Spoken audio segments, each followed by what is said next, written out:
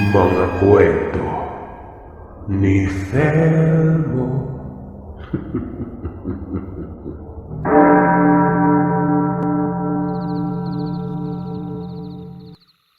Wala naman akong paniniwala sa mga bagay na kakaiba. Mga hindi pangkaraniwan. Yung tipong hindi mo iisipin na mangyari talaga. Pero merong isang kaganapan na siyang nagbigay sa akin ng saklaw sa usaping kulam at barang. At itong kaganapang ito, nangyari mismo sa pamilya namin. Mapagpalang araw sa inyo, Sir Seth. Alam kong papaunlakan niyo ang kwentong ito. May kakilala kasi ako na nagpadala na rin ng sulat at nailathala na din dito sa channel mo. Ako nga pala si William. At para mabigyang linaw ang lahat patungkol sa naging panimula ko, ito ang kwento ko. Nangyari ito sa may lugar namin sa Camiguin. Nagsimula ang lahat ng mga unang taon ng dekada 90. Maraming miyembro ang pamilya. Nasa 7 kami noon. Si Tatay Hernal, ako at ang kapatid kong babae na si Ate Malu, stepmother na si Nanay Diomeda, at ang mga stepbrother na sila Demond at Joseph. Ang ikapito ay ang kinupkop ni tatay na si Melvin. Magkakaidaran lamang kaming mga lalaki. Ang tumatayong panganay ay si Ate Malu. Matagal nang namatay si nanay. Nanay namin ni Ate Malu. Maliliit pa lamang kami noon at sa mga panahong ito ay nasa 16 na ako at kakatapos lamang ng high school. Payapa ang pamumuhay. Tuloy ang negosyo ni Tatay Hernal at masayang pamilya. Maraming negosyo po si tatay. Pagtitinda, may paghahayupan, may mga investment sa isang kumpanya. May negosyo din sa Cagayan de Oro. Kung kaya naman hindi na may pagkakaila na may kaya talaga sa buhay. Isipin mong walang mga problema gawa ng kung ano ang layo at luho. Nagagawa ng paraan. Malaki ang bahay, 2 palapag. May terasa sa pinakataas. Bale, 3 palapag na yon. At naroroon ang mga tanim na orchids na siyang hilig ni Nanay Diomeda. Kumbaga, konkretong tirahan ito at nasa tabi lamang ng kalsada. Bukod sa negosyong narinig nyo ay may panagatan din kami na siyang karaniwan na sa isla. Pero malakihan ang panagatan namin. Payaw kasi yon tapos may malaking bangka. Natural na sa pamilya ang hindi pagkakaintindihan, lalo na sa mga kapatid kahit pa man hindi ito totoong kadugo. Bali, anak na po yun ni Nanay Diomeda sa unang asawa. Kumbaga, biyudo po ang nanay at ang tatay. Pero si tatay lamang ang may maraming assets. Siya ang inaasahan nun. Isang araw, napapansin ko si tatay nakamot ng kamot sa kanyang sakong banda. Sa likod ng paa niya. Diba may joint dyan? Dyan siya banda kamot ng kamot. Nasa bahay lang siya palagi kaya ko ito napapansin. Ang mga negosyo kasi may mga namamahala nun na siyang pinagkakatiwalaan ng tatay. Tumatanggap na lamang siya ng pera kahit pa man nakatambay lang. Si ate laging wala. Nasa Dumaguete nag-aaral. Weekend lamang itong naroroon sa bahay. Si Nanay Diomeda naman ewan ko kung bakit alis na para bang may pinagkakabalahan din. Pero hinahayaan ko lang. Habang yung mga kapatid ko naman sa labas at itong ampon, tulog kain sa bahay. Parang ako. Habang tumatagal, napapansin kong nagkakasugat na ang paa ng tatay. Namumula tapos nagtutuklap ang balat nun. Nung umuwi si ate ay sinabi ko ito sa kanya. Nakako ay patingin na sa doktor. Dahil parang iba na. Si tatay ng abisuan ko patungkol dito ay sinasabi lang na huwag pansinin. Kahit si Nanay Diomeda nga alam na yun pero tila wala namang pake. Kinausap ni ate si tatay. Pumayag na dalhin sa Dumaguete. Pinatingin doon sa may siliman. Tapos pagka-uwi ay nalaman kong mild infection daw. May mga pamahid ang nireseta nun. Kahit papaano naging kampante ako. Pero makalipas pa ang ilang araw, parang mas lumala. Umabot na kasi ito sa batiis, sa binti. Namumuti ang gilid, namumula ang gitna. Malaki na para bang napakalaking buni. Kahit anong lagay ng pamahid ay wala pa rin.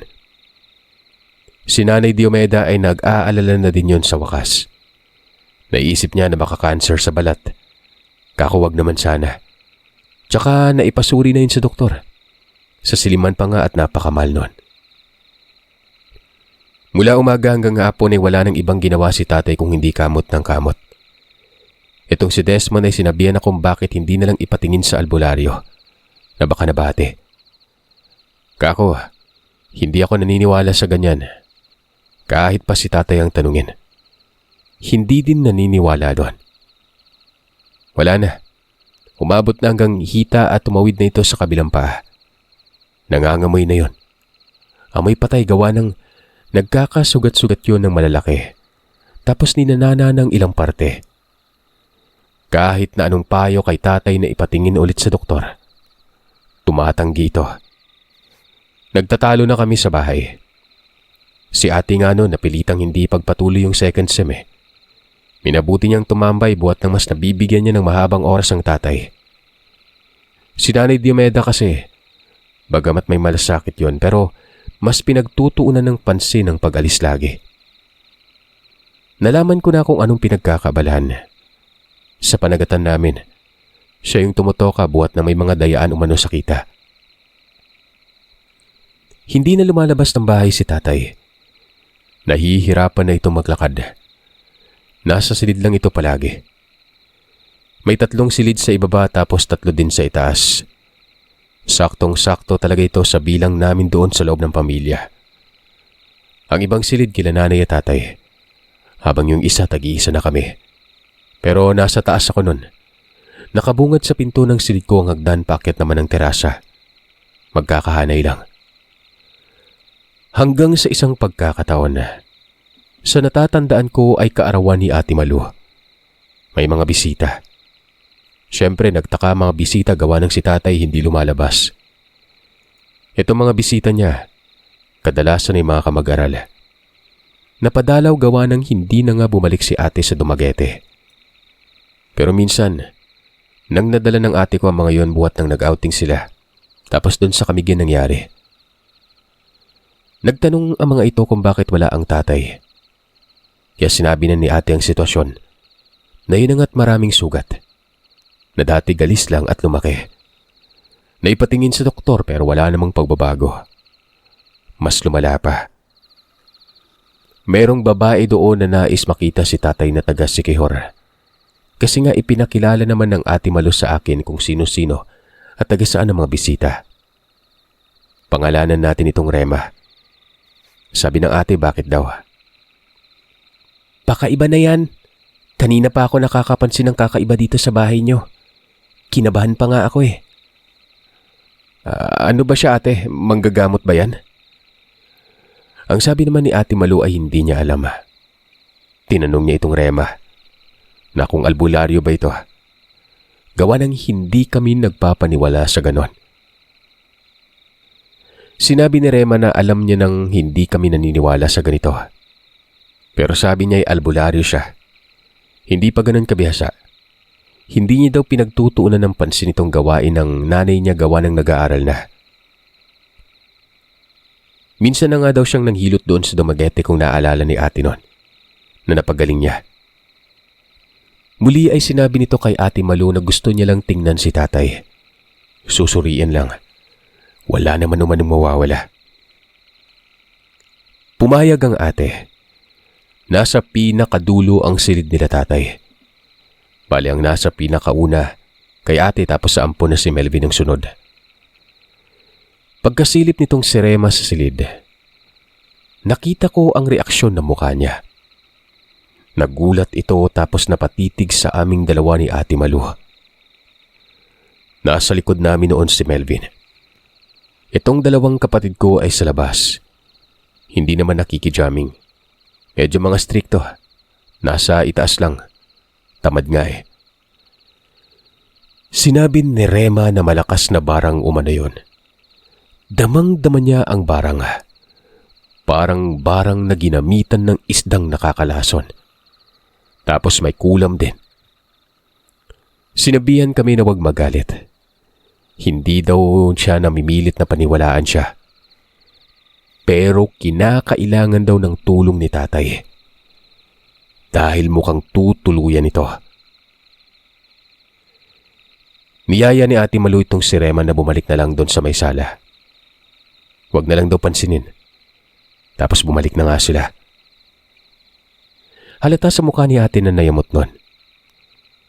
Muli siyang sinabihan ni Rema na kilalang kilala dapat siya ni Ate Malu. At hindi siya sinungaling.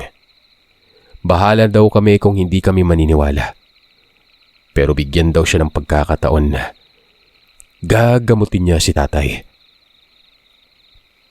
Sa kabila ng lahat ay umiling si ate. Doktor daw ang makakapagpagaling nun. Bukas ay nakaschedule na umano ang biyahe para sa Cagayan. Doon ipapagamot si tatay. Tumango na lamang si Rema. Pero kitang-kita ko talaga yung kuryosidad at pag-aalala niya. Hindi lang sa mga mata, kundi sa kung paano kumilos. Hindi napapakali. Pero walang nagawa kung hindi sumunod na lang kay ate. Ako naman nun, may parte sa akin na gustong maniwala eh. Pero syempre, meron pa rin hindi. Patungo na kami noon sa may sala. May sinabi si Rema.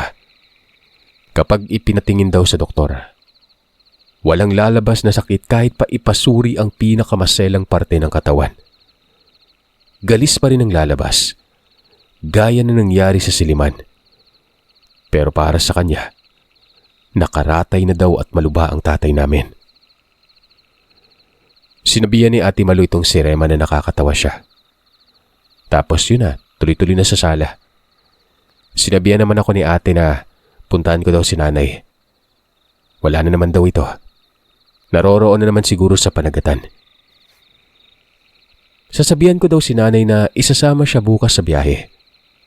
Parang walang pakilang kasi itong si nanay Diomeda nun. Umalis ako nun. Si ateng nag-utos sa akin talagang sinusunod ko. Iba kasi magalit yun eh. Mas matanda ito sa akin ng halos 3 taon. Nang makarating ako sa may panagatan, sa barracks namin sa tabi ng dagat, wala si Nanay Diomeda. Nagtanong ako doon sa mga tauhan ng tatay. Kako, nasaan yung nagbabantay dito? Ang sabi noong pinakamatanda na si Mang Iglo, hindi naman daw nagtungo dun eh. Kanina pa nga nila inaantay gawa ng mailan sa mga tauhan na hihingi ng pabor. Magka-cash advance ng pera gawa ng paparating ng Pasko nun. Ano bang sanang sadya mo tila parang nag-aalala ka, Dong, William? Si tatay kasi lumala yung galis niya Mang Iklo. Ayaw namang magpagamot ulit kaya yun pipilitin ni ate bukas. Hindi na nga lumalabas ng silid eh. Dadalhin po sa Cagayan. Isasama si Nanay Diomeda. Kaya ako napadalaw para abisuan si nanay. Abala kasi ang ate at baka makalimutan siguro. Tumawid na po sa kabilang pa yung galis tapos may amoy na. Aba, lumala pala. Akala ko'y gumaling na eh. Maliit lang naman yun, di ba? Wala namang sinasabi dito si Ma'am. Masaya pa nga yun tingnan eh. Tapos, parang ikaw yung nagkasakit eh. Balisa at mabigat yung mukha mo. Dong, hindi kaya kinukulam yung si tatay mo? O barang? Naku Dong, baka may galit sa kanya. Ganito na lang. Daanan mo si Teng Arok. Diyan lang sa unahan ng bahay. Yung may tindahan. Dalhin mo sa bahay nyo, ha? Kulam yan. Ang tagal na ng sakit na yan eh. Hindi pa rin gumagaling eh. Nakailang na kayo na doktor at magagaling na doktor yung mga yan kasi may pambayad naman kayo. Hindi ako nakakibo. Napasimangot ang mukha ko. Umalis ako. Pero tila ba may nagtutulak sa akin na ipatingin si tatay sa albularyo. Pinabagabag ako nun. Noong mapadaan ako sa may tindahan, nakita ko itong si Teng Arok. Matandang-matanda na ito. Parang may sakit pa nga eh. Bako kasi ang katawan nito tapos patpatin. Basta lalaking ubod ng tanda yon. Tinitigan ko siya. Mga ilang segundo din. Para bang mamumutawi na sa akin ang pagsambit sa pangalan nito. Hanggang sa tumitig ito sa akin at lumapit. Nagulat ako nang bigla itong nagwika ng, "William, bakit? Bakit parang may sadya ka? Tungkol ba ito sa tatay mo? Nakarating na sa akin ang nangyari sa kanya. Minsan kong dinaanan ng bahay noon. Nyo, sinuri ko. Hindi naman daw kasi naniniwala kayo sa mga manggagamot eh. Kaya ako na yung nagkusa. Dong, tatapatin na kita ha. Wala akong pakialam kung naniniwala kayo o hindi. Nasa delikadong sitwasyon ang tatay mo. Malakas na barang ang tumama sa kanya. Barang na may kasamang kulam. Sa tingin ko, ginamitan nyo ng bagay na galing sa dagat. Nakakalason yon." Inat na inat ang mga mata ko noon sa laki. Gulat na gulat ako. Nakanganga pa ang bibig ko at parabang sobrang nabigla nun. Magkaparehas sila ng sinabi ni Rema. Bakit ganon?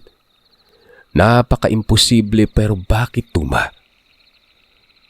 Doon na ako naniwala. Tumango ako tapos sinabi kong sumama sa akin si Teng Arok. Walang ano-anong pumayag yun at sabi pa, inaantay lang daw niyang humingi kami ng tulong kasi nga hindi talaga pwedeng manghimasok hanggat walang pahintulot. Ang gusto kong mangyari dong, magtiwala kayo sa akin ha. Hindi uubra ang gamutan kapag walang tiwala. Maski isa lang sa inyo ang nagtiwala, ayos na yon. Teng Arok, yung babae na taga Sikiror naroroon po sa bahay. Baka yun ang may gawa. Tara dalian natin, naroroon pa ba siya? Ay, kwan ba, pares kayo ng mga sinabi. Susuriin niya din si tatay kaso ayaw pumayag ni ate. Hindi po kasi naniniwala si ate. Pati ako po hindi talaga. Kaso po tugma yung mga sinabi niyong dalawa eh. Albularyo din yun. Ay, animal. Akala ko kung ano na. Malamang albularyo yun kung alam niyang nangyari. Ngayon maniwala ka na no. Kasi nga tugma kami. Sige na, bilisan mo na at maglakad na tayo at papunta na tayo pa uwi sa inyo. Nang makarating kami sa bahay, nagulat si ate.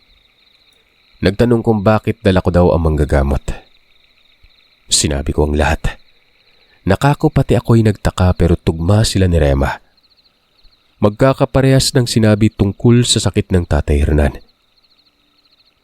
Nasa beranda kami noon. Bali, inaantay ko talagang lumabas ang ate para maging pribado ang pag-uusap. Gaya ng nabanggit, may ibang tao. Hanggang sa'yo na nga lumabas. Ultimong itong si Rema lumabas din tapos nagkatitigan sila nitong si Teng Arok. Ngumiti si Rema at walang ano-anong yumuko at bumati na para bang santo itong si Teng Arok. Manong, ginagalang ko ang presensya mo. Pares lang po tayo. Ako pala si Erma. Abay, totoo ngang may albularyo. Taga Sikihor ka ba? Sino ang mga magulang mo?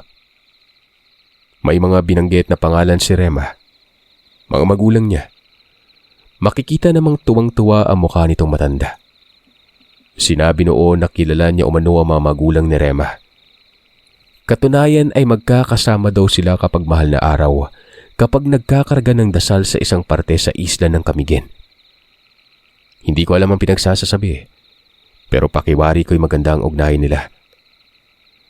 Nakatitig naman sa akin si ate pero kung yung kanina medyo naiinis, ngayon hindi na.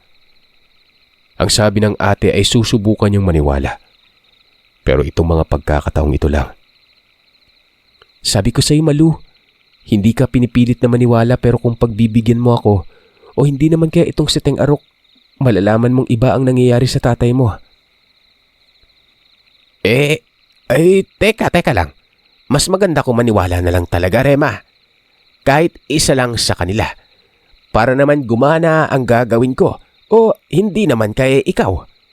Tingin ko malakas ka eh. Kasi nga dama ko naman ang dasal mo sa katawan.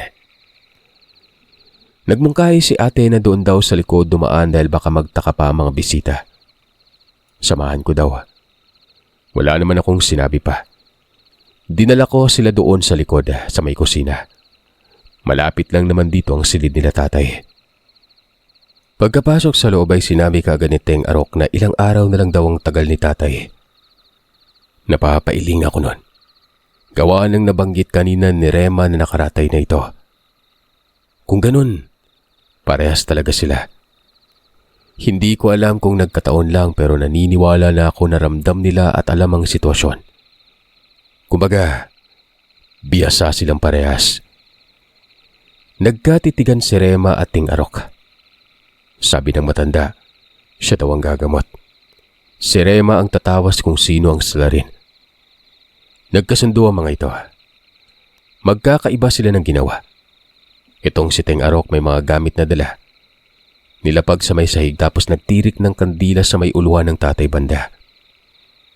Katabi ko sa mga puntong ito si Melvin na siya namang kulit ng kulit sa akin kung ano bang ginagawa ng mga tao. Sabi ko wag siya mag-iingay kasi nga mga albularyo mga yan. Nasa sulok kami ng silid sa likod ng pintuan. Sinara kasi ang pinto nun. Habang itong si Rema ay may kung anong kinakalikot sa dingding. At may hawak itong parabang patpat. Kinikis-kis niya ito sa dingding tapos sa mga alikabok na nalalaglag, sinasalo niya ng kamay. Hanggang sa inutusan ako nitong kumuha ng bunot. Yung tuyong-tuyo umano. Pwede ding uling tapos pinggan. Yung matibay at makapal na pinggan. Kako, anong gagawin niya? Kumuha ka na lang eh. Mahirap ipaliwanag. Kasi nga, hindi naman kayo naniniwala sa ganito. Sumunod ka na lang sa inuutos niya, Dong. Sige na. Ito bang kasama mong lalaki, kapatid mo? Parang hindi naman kayo magkakamukha ah. Pangit ka kasi. Parang hindi mo naman siya kilala, Ting Arok eh. Pinagtitripan mo pa ako. Sige na, kumuha ka na ng uling. Di ka bunot. Dong Melvin, umari ka nga't narito ka na rin eh. Iangat mo nga yung isang paa ng tatay mo. Dahan-dahan lang ah.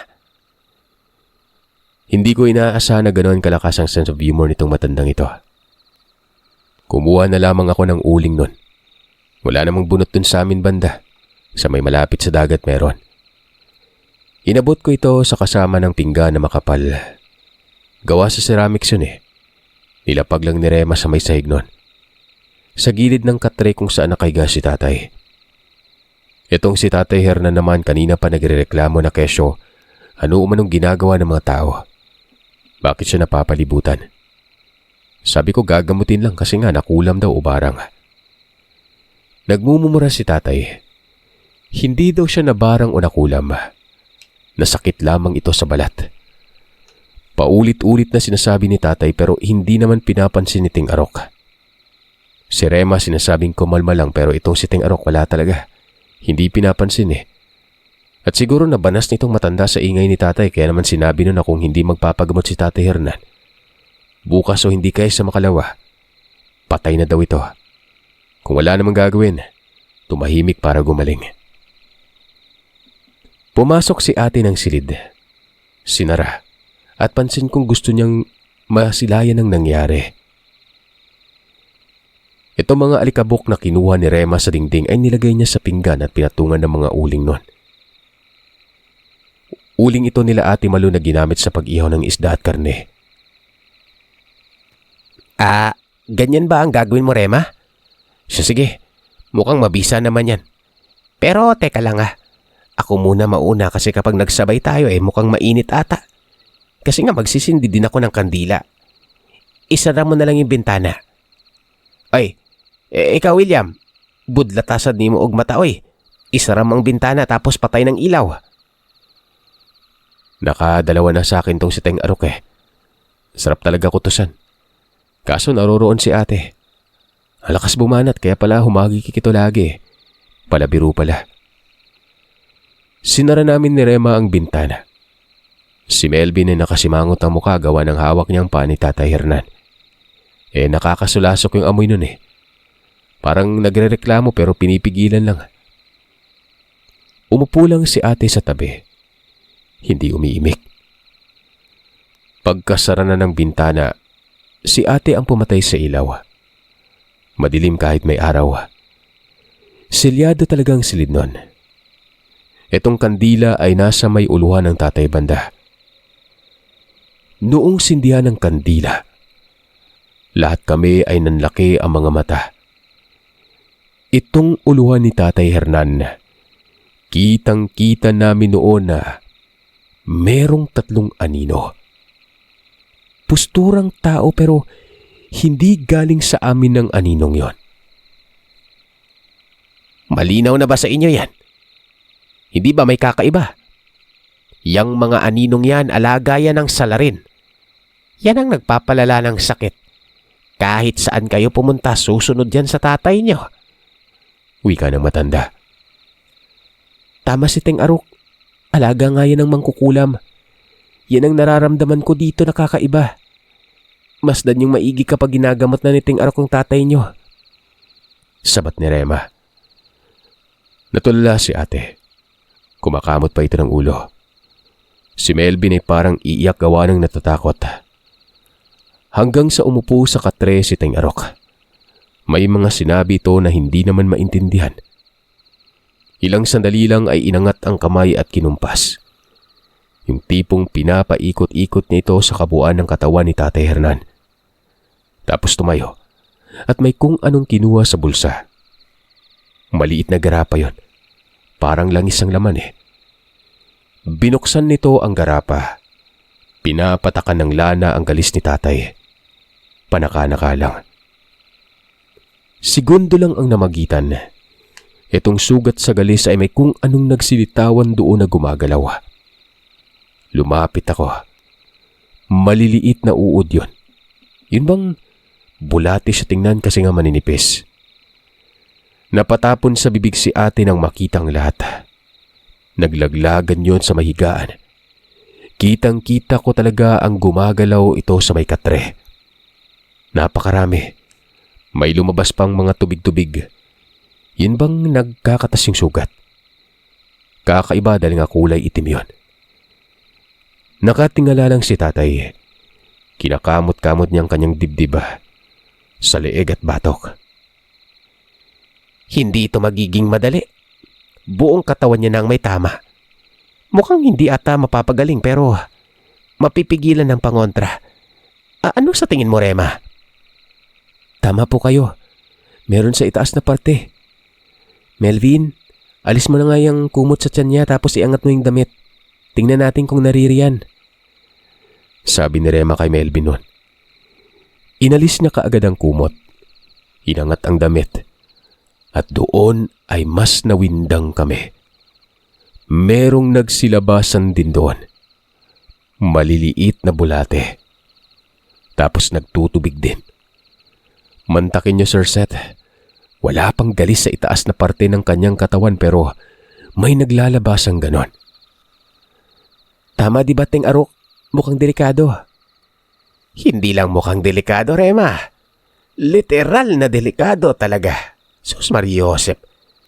Kung napaaga lang sana.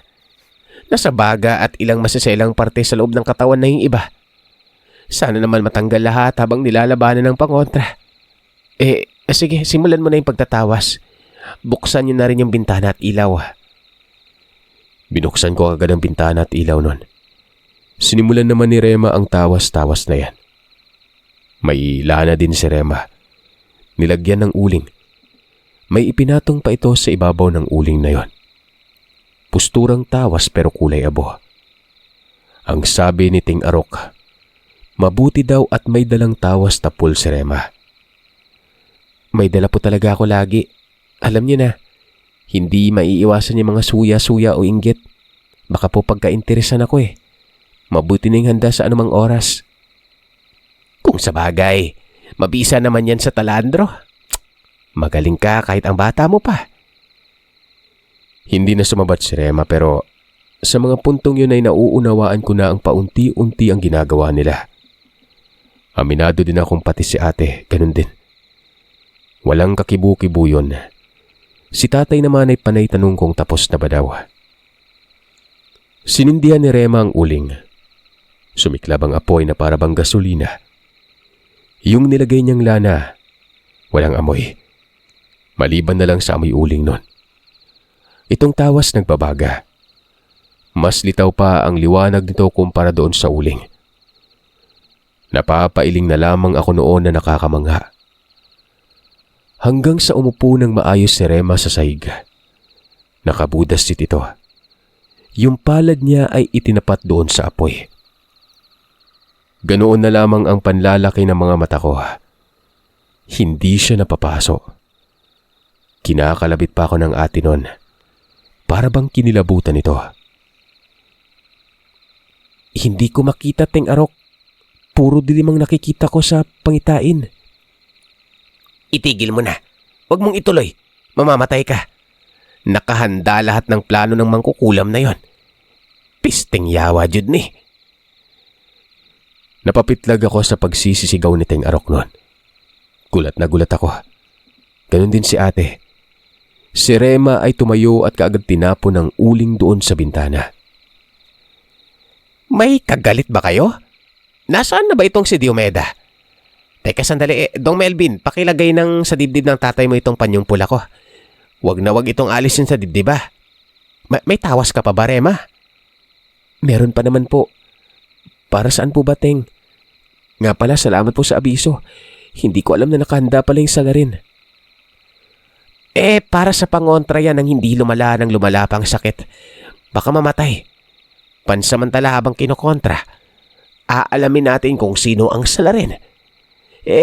Kanina kasi napansin kong pumiyok ka habang nag-uusal eh. Nagkamali ka sa pagsambit mo ng dasal at kagagawan nyo ng salarin. Sinadya niya ito para hindi siya matuklasan. At ang balik noon dahil nagkamali ka sa'yo. Mamamatay ka sana kung hindi kita pinatigil. Umiiling ako noon. Hindi ko alam kung may kagalit ba kami. Nakatulala si ate. Wala sa wisyo. Hindi pa napoproseso ang lahat. Habang si Melvin ay nakasimangot ang mukha habang nag-iisip nun. Wala naman po, Teng Arok. Ay, teka, ikaw ba, William? Hindi mo ba napapansin na may kakaiba ngayon si nanay? Umaalis na lang eh. Wala siyang paki kay tatay. Nasundan ko isang beses, may kausap na tao tapos inabutan niya ng sobre. Baka naman nagpasahod yun, Melvin. Baka tauhan lang natin. Tugon ko. Nagpatuloy sa pagsasalita si Melvin. Ayon dito ay hindi naman daw tauhan yun gawa ng matandang babae. Ang sama umano kong makatitig. Yun bang parang galit palagi? Hindi naman daw siya tinitingnan noon. Bagkos sa mga napapadaang tao lang. Nangyari ito doon malapit sa simbahan.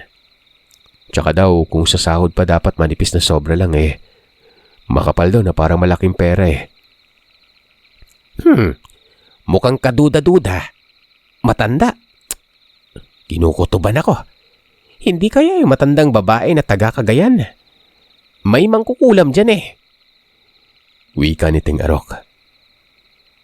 Nagsalita na si ate. Ayon dito ay hindi siya sigurado pero si Nanay Diomeda umano pumirma ng maraming tseke pero wala namang nakalaan na paggagastusan. Tay, alam niyo ba ang lahat, Tay? Yung liquidation, Tay, hawak niyo ba? O baka naman ipinagkatiwala mo lahat kay nanay? Nakakaramdam po ako ng kakaiba sa kanya. Bukod po sa wala siyang paki sa'yo, lagi siyang umaalis na may dalang pera. Hindi naman siya nakikialam, Tay, pero syempre, di ba asawa mo siya, pero Tay, bago naging kayo, dati na siyang bayarang babae. Yung sina Desmond at Joseph, magkakaiba nga tatay niya ni. Tingnan mo, magkakamukha ba? Sabi ni ate. Ay nako, ano ba itong nangyari at nagkakagulo na? Diretsuhin niyo nga ako. Pinagbibintangan niyo ba si Diomeda na siya ang may pakana nito? Itong kulam? Tanong ng tatay nun. Sa mga sandaling ito ay tinatawag na si Ate Malu ng kanyang mga bisita. Matagal din kasing nasa loob ng silid ito. Sinasabihan niya lang na mamay lalabas siya at may ginagawa pa. Mukhang may mali talaga dito sa inyo, sa bahay niyo. Hindi lang sa may kakaibang presensya pero pakiramdam ko sa naririnig ko ngayon. Komplikado. Parang hindi kayo nagkakasundo. Para malaman natin ang salarin, papatayin ko siya. Ngayon din, Papatayin ko. Kapag may isa sa nakatira sa bahay na ito ang namatay, yun na yun. Hihingi lang ako ng basbas sa inyo kung papayag ba kayo. Ang sabi ni ate ay patayin daw ng magkaalaman na. Pero ang tanong sa kung papano, kung kokomprontahin ba ito? Sumabat si Rema. Ayon dito ay pwedeng magpakawala o mano ng tinatawag na parusa si Teng Arok. Pero dito lang sa loob ng bahay. At kung sino ang salarin, yun lang ang tatamaan. Kung duda daw kami na si Nanay Diomeda, malalaman ito kapag may nangyari dito. Hindi man siya ang kumulam, maaaring nag-utos lang ng iba. Pero mamamatay ito dahil nga nakaugnay yun sa taong kumukulam. Doon kasi dinadaan ng mangkukulam ang sakit na tumama sa tatay namin. Siyempre, yun ang ginamit dahil nga ang kukulamin at babarangin ay kasama lang sa bahay. Hindi sa malayo nakatira. Ako nang nagbigay ng pahintulot. Gawin niyo na po, Tang Arok.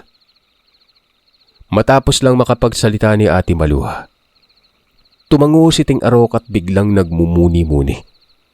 Sabay hampas ng palad nito sa sahig at sabi ng, sa loob ng bahay na ito mamamatay ang kung sinong salot. Sa ngalan ng Diyos Ama, sa ngalan ni Kristong ipinako sa krus, sa ngalan ng mga anghel sa kalangitan, sa mga sugo at sa Birheng Maria, gabayan niyo ang kahilingan ko. Kaagad lumabas ng silid si Teng Arok matapos nun. Gumala-gala at nakasunod sa kanya si Rema. Habang nangyayari ito ay nag-uusal sila ng dasal na Ave Maria. Nakatulala kami nun. Naroroon sa silid, hindi lumalabas, hanggang sa bumalik ang dalawa. Ang sabi ni Teng Arok, hindi pa sisilang ang araw bukas ay ipatay na ang isa sa amin na may sala nun. Kinabahan ako, kasi nga may kasalanan naman ako kay tatay pero hindi ako yung kumukulam. Anong alam ko dyan? Ito kasing si Teng Arok nakatitig sa akin eh. Sino bang hindi matatakot? Inabot ng hapon yun. Hindi pa din bumabalik si Nanay Diomeda. Nag-antay naman si Rema at Teng Arok sa bahay. Umalis na mga bisita. Kami-kami na lamang ang naroroon.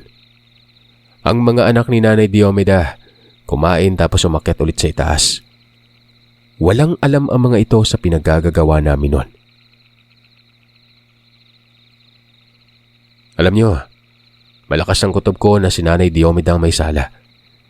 Gawa ng bakit hindi pa siya umuwi hanggang pagsapit ng gabi. Lumalim na lamang ang gabi, wala pang Nanay Diomeda ang dumating. Inaabot ng kinabukasan. Nagpuyat kami pero wala.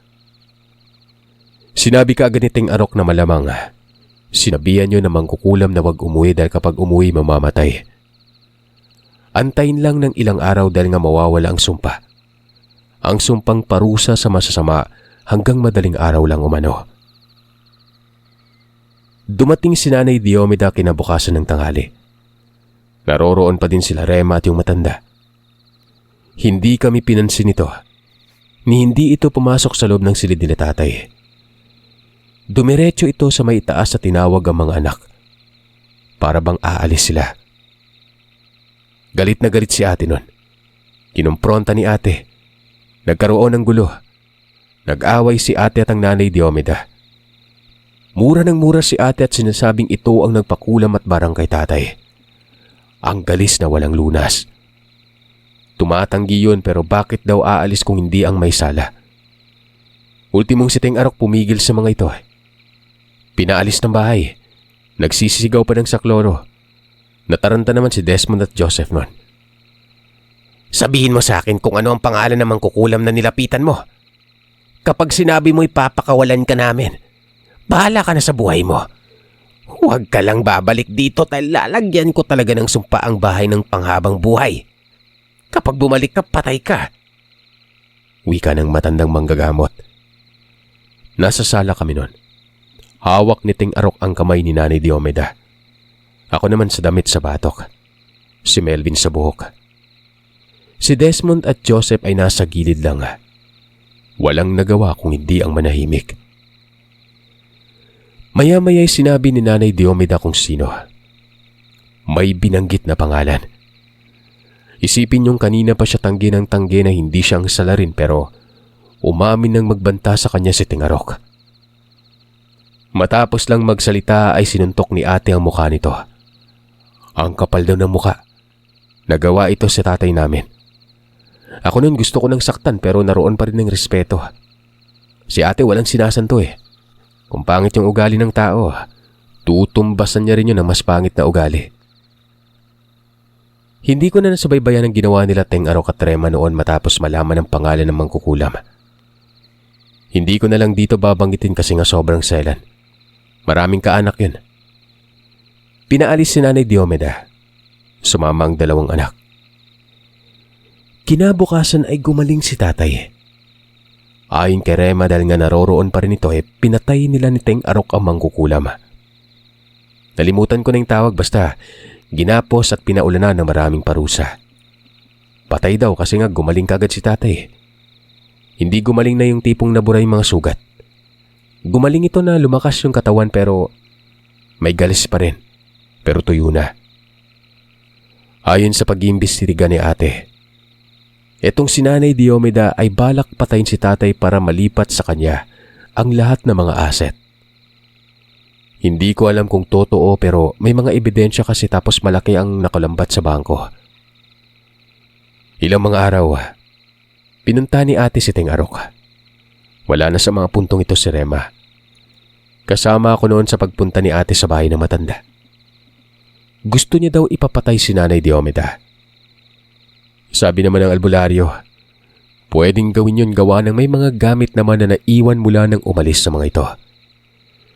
Dagdag ng matanda ay may kakausapin lamang siyang tao. Yun ang uutusan niya. Hindi naman niya gawain ang pagpatay gamit ang kanyang kaalaman eh. Maliban na lang sa paglagay ng sumpa sa isang banda na siyang mamamatay talagang salarin. Pero hindi niya kayang gawin ang kulam at barang. Wika ni ate, gawin na lamang daw ni Tingarong ang lahat. Bibigyan siya ng pera ng ate. Nagpapabayad ng matanda, Sir Seth. Tumanggap ng pera tapos sinabi na ilang araw mula noon, may mababalitaan kami. Isang linggo ang nakalipas ay biglang dumating si Nanay Diomeda. Bumungad ito sa bahay na parang nabaliw. Buhagag ang buhok, madungis tapos namamaga ang isang mata. Namamaga din ang kamay. Nagmamakaawa na ipatigil na raw ang kulam sa kanya. Sabi naman ng ate ay yun umano ang gante. Kung sakaling hindi nagawa ng paraan, si tatay ang mamamatay. Papatay niya. Yun ang gusto ni Nanay Diomeda umano. Ngayon, si Nanay Diomeda nang humanap ng paraan para pagalingin ang sarili.